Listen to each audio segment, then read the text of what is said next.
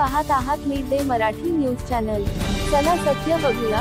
महाराष्ट्रातील ताज्या बातम्यांसाठी आमच्या चॅनलला सबस्क्राइब करा आणि न्यूज व्हिडिओ आवडल्यास लाईक शेअर करा।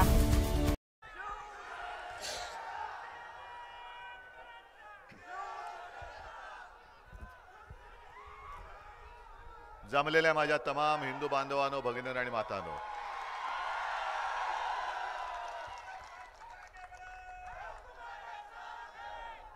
मी सध्या महाराष्ट्रामध्ये कुटुंब संवाद म्हणून सगळीकडे फिरतो। हे माझं कुटुंब आहे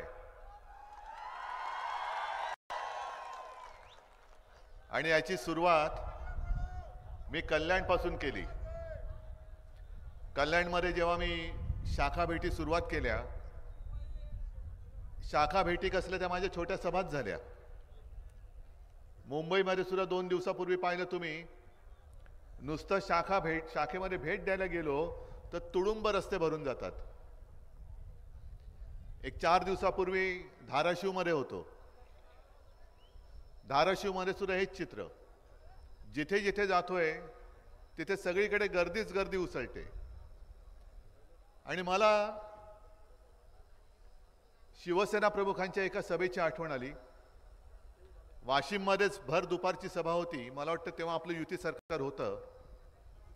आणि त्या सभेत शिवसेना प्रमुखांनी वाशिमकरांना एक वचन दिलं होतं, कारण मागणी आली होती की वाशिम जिल्हा करा। बरोबर ना? मला वाटतं कोण बोललं, तुम्ही होतात सभेला? आणि शिवसेना प्रमुखांनी तत्काळ त्या सभेत सांगितलं वाशिम जिल्हा झाला।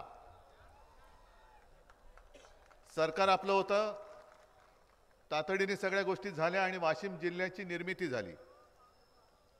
आणि मला अभिमान एका गोष्टीचा आहे की तेव्हापासून किंवा त्याच्या आधीपासून वाशिम, यवतमाळ आणि शिवसेना हे असं घट्ट नातं निर्माण झालेलं आहे की याच्यामध्ये किती गद्दारीचे किडे वळवळले तरी ते आता तुटणार नाही।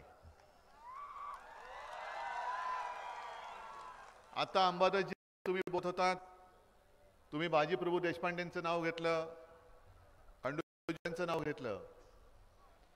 मी धाराशिवमध्ये जेव्हा असेच दौरे केले तेव्हा तिथले आपले आमदार आहेत ओमराजे निंबाळकर, त्यांनी एक अतिशय सुंदर विषय मांडला। त्यांनी विचारलं लोकांना की छत्रपती शिवाजी महाराजांना आता किती वर्ष झाली? साधारणतः 350 वर्ष तर झाली ना। पण अजूनही खंडोजी खोपडे, सूर्याजी पिसाळ, अनाजी पंत अशी नावं घेतल्यावर आपण त्यांना काय म्हणतो?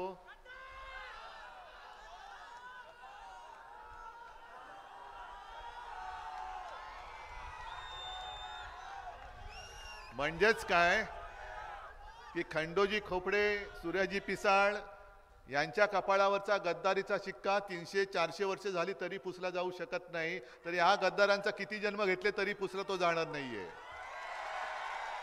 किती जन्म घ्या, गद्दार तो गद्दारच। पण एक गोष्ट काही असं म्हणतात ना, काही वेळेला होतं ते चांगल्यासाठी होतं।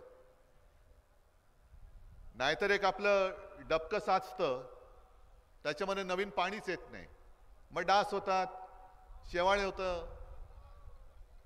आणि डबक्याला जरा वाहतं पाणी मिळालं, झरा पाहिजे, झरा। हे जे गद्दार गेले ते बरं झालं, त्याच्यामुळे प्रचंड गर्दी आता उसळते। जुने लोक हे परत आलेलेच आहेत, नवीन अंकुर येत आहेत आता। आणि अनेक ठिकाणी मला असं दिसतंय की या लोकांनी जागा अडवून ठेवल्या होत्या, ते गेल्यामुळे त्यांची जागा नव्याने घेतलेली आहे। यालाच तर म्हणतात शिवसेना। म्हणजे आम्ही मुंबईकरांना काय फक्त उन्हाळा आणि पावसाळा, एक तर पाऊस धो पडतो तसा इकडे पडतो, पण थंडी वगैरे काय अशी नसते। पण निसर्गाचा एक नियम आहे की पानगळ होते, जी पानं जी सडतात, सडलेली पानं झडतात आणि ती सडलेली पानं झडलीच पाहिजेत। जेव्हा ती सडलेली पानं झडतात तेव्हा नवीन अंकुर फुटतात। ही सगळी सडकी पानं आता झडून गेलेत आणि नवीन अंकुर फुटलेत, धुमारे फुटलेत। माझं तर भाडोत्री जनता पक्षाला आव्हान आहे। अरे काय बोललो मी? भाडोत्री जनता पक्ष बोललो काय? चुकीचं बोललो काय? कारण सगळं काही त्यांच्याकडे भाड्यावर चालतं, पैसा अमाप। स्वतःचं काहीच नाहीये